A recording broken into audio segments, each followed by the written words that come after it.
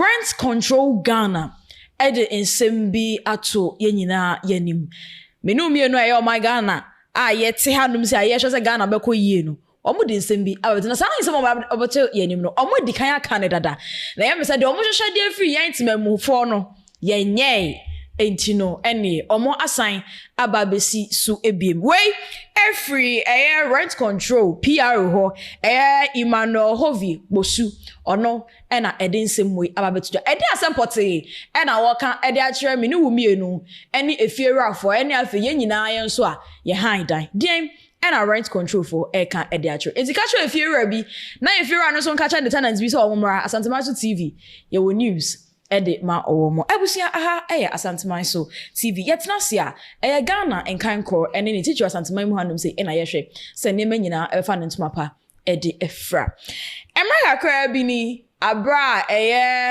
Nigeria from begu Ghana hanum say ne omo nkrofo bi na omo ye omo so ba bete oman wo Ghana man mu hanum say no insem bebre ene call so ehokra ampo no rent control so de nsem bi ebae na afi we de omo asaya ba be kasa biem womun kasa ye mu nyina don person ka kire nyina ye ne say no efierafo na mu ofie na mu de ema rent no ai mu kire mu de ehenhan ne say omo ka kire mu say bibia ni honom anase mrabia enhye fierat bia kete say chinchinchina wo say tenant oba be high dan no etwa say otua advance ansana wo de dan no ama no da bi eni hosa enti say no wa we tenant obi akwa high dan say wo na wo fiera na akwaje dan na free no waka sure wo say tua a year or two advance ansana wo ma akwa abetena edan ni mu a wo say sa de no etiamra mrabia ni ho no ma wo say fiera bi utimi je advance ansana wama nipa be so betena afie na betena fie say ebru 6 months a eno so ehun nsem ewo ho ne say de doka che nyina ne say wo ye obi na akwakoje edan ewo fiera bi ho no ma ebusia ye kohwe video ni mra ye koba de odbo edema tenants no was a tenant no so edema wo mo no so mebo ni nyina tofa ede atrem ye nkomra sisia. So now to your question. You know, we are using the Rent Act 1963, that's the Act 220. The Act 220 under Section 25, subsection 5, stipulates that when it comes to the two tenancies as we have them, the short tenancy and the long tenancy, with regards to the short tenancy, the law forbids any landlord from demanding more than 1 month rent.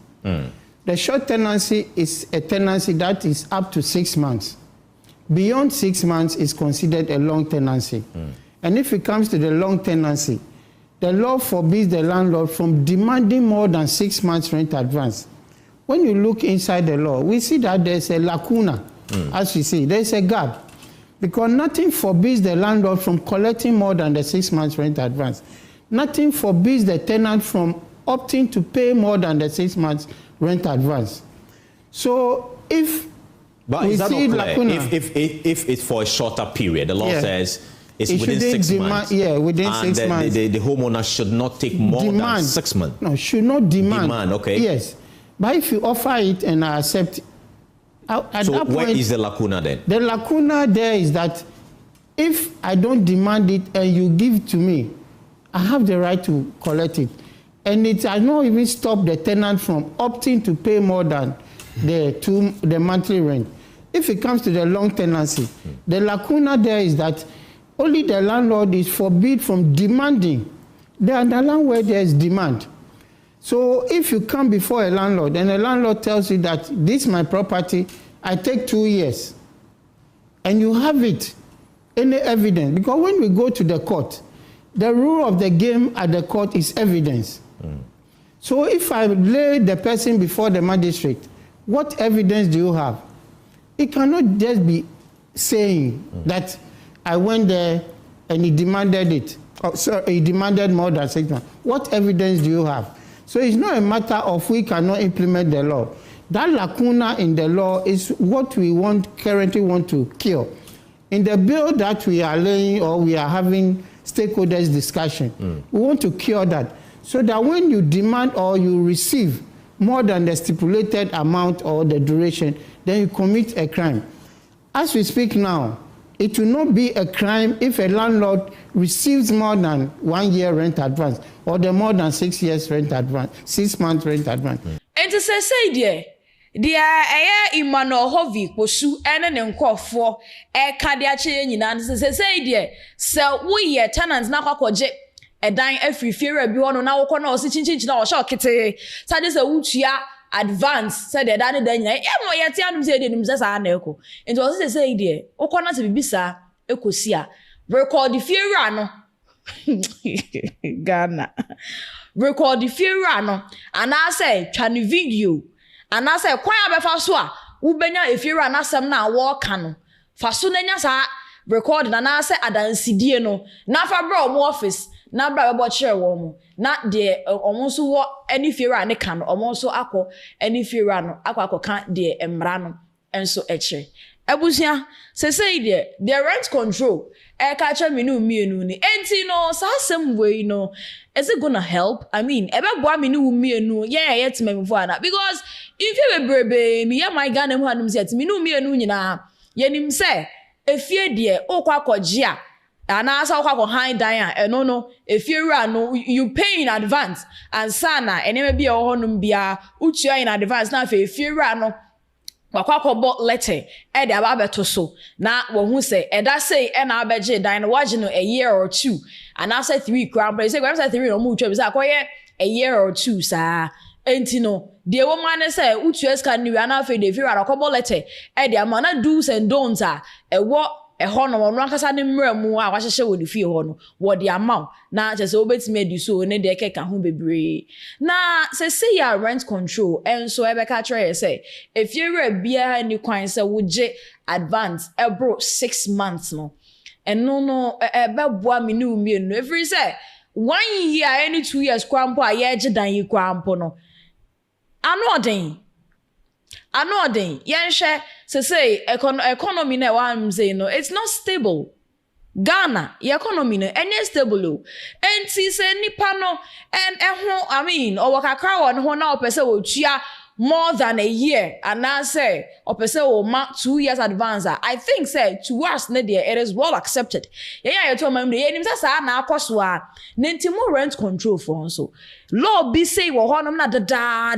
Kwame Nkrumah penso. Mama me church nsem mu enchire ye ma yenhu say law way ene wo honom na enne 21st century way a me no me enu ete Ghana hanum sie onim sede oman yi mu aye den akaka ebetimenya netimi gather na ye de kokopɛ dan han etua advance. You are here telling us say no neti amra timon fam ra ne mra bonten maken kan chire yen na ye nyina ye nso ye hu na say de ni enya ene mo kan try say no mo mpene yen de yen hwe free mo honum no ade ba kwa hwe free mo no say mo ka me fie rafo no enti ase say yen timamufo ye ba beje edan na abonten so for mature outside Ghana omo outside Ghana omo ye no omo te bi to say Lebanese for China for India for no omo America omo ka ye no omo to my Ghana mo hanum say sa issue e raise me ka try mo say issue no estati rise boba no me ba ka kire mo say Ghana hanum say me am ye bibini na me ti hanum say na wonim me capabilities no sa me ba behind wo dan na obi a wona timamuni foreigner enso eba efiera ka no kwa wo de dan no ebe ma foreigner no dan so wo de be ma me am ye Ghana ni am na wo ti hanum say no mo de mo kan chem say me boa it has been happening and mo fiera for ya so mo de dan yi koma your friend is saying foreigners here and I'm so omo Ghana for ni no omo nim say dan omo tena mu bia no mo akọ omo wi akọ said they would dan mo aye and look at how they portray themselves minu menu nyina ye humbi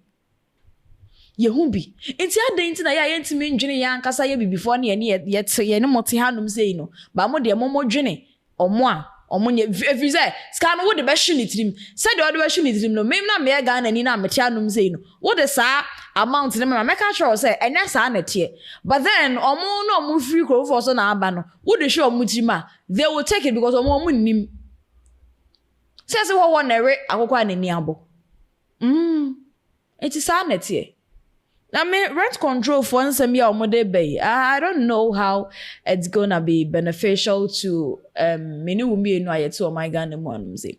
And to say dear yet ya train say emrana or more kase ewo no or more than you never but tuja na me no me no ye who said the ye no e from so and because property rates for ba ebeji omo de property rates ba beji o every year.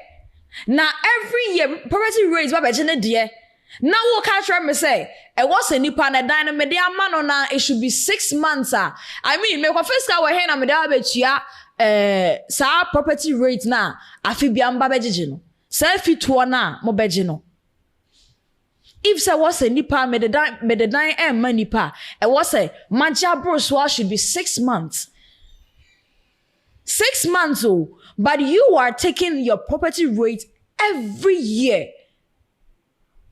I don't really know. So, more implement law. Yeah, mo say. Dane kate nu fenu etwa ha hwese de mode ba no. Ebe fa mfimfia mo bia ho atona. I don't really know if you do that. Minim dear, I'm just asking. Mi bisa. Enti sa omo we no mode ba ndie. Ye hwe.